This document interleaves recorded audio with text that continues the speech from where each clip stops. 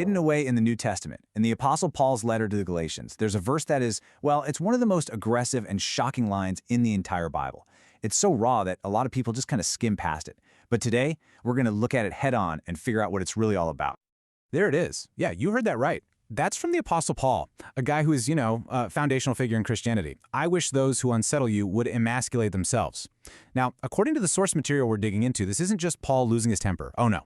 This was a carefully chosen and frankly devastating theological attack. So that's the big question, right? What in the world was going on that would make the Apostle Paul come out with a curse this visceral?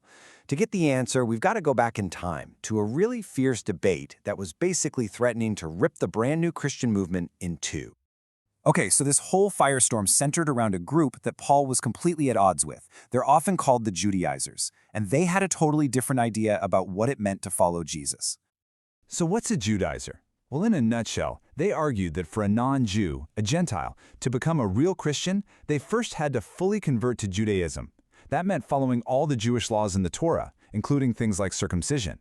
For them, faith in Jesus was an add-on to Judaism, not something separate.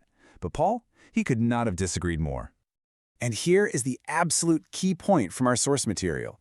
Paul's curse wasn't just random trash talk. He chose his words with surgical precision to hit his opponents right where they lived, to attack the very heart of their beliefs and the sacred laws they were trying to enforce. To see just how deep this cut, we need to see what the Torah actually says about, well, castration. All right, let's jump into the Jewish law itself, because that's where the real power of Paul's insult comes from. In the Torah, the act of emasculation wasn't just a physical injury. It had massive, and I mean devastating, spiritual consequences. Wow. I mean, it doesn't get much more direct and unambiguous than that, does it? This isn't a suggestion, it's a divine command. A man in this condition was literally barred from the community of God. And the fallout from that one rule was huge. So think about what Paul is really doing here. By wishing this on them, he's essentially saying, I wish you would permanently disqualify yourselves from the very system you're trying to force on everybody else. He's weaponizing their own law to wish them out of the community, out of the family line, and even out of the priesthood. It's brutal. The source material connects this idea to the laws about priestly purity you find in Leviticus.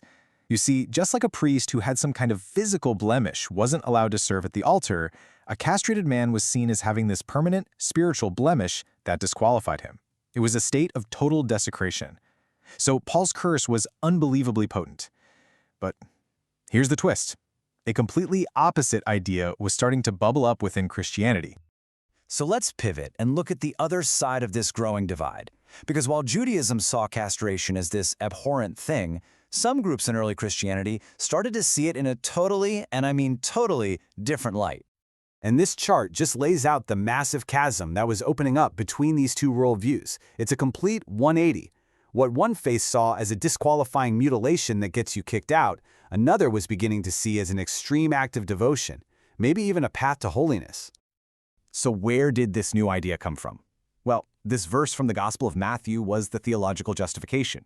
Some people started interpreting Jesus' words here not as a metaphor for, say, celibacy, but as a literal instruction, a path for the most hardcore believers who are willing to go to the absolute extreme for their faith.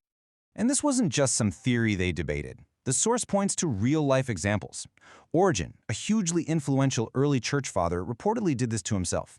Entire Christian sects, like the Valetians, made it a mandatory requirement for all their members. And centuries later, the practice continued with the castrati, young boys who are castrated to keep their beautiful singing voices for church choirs. So, let's tie all of these threads together.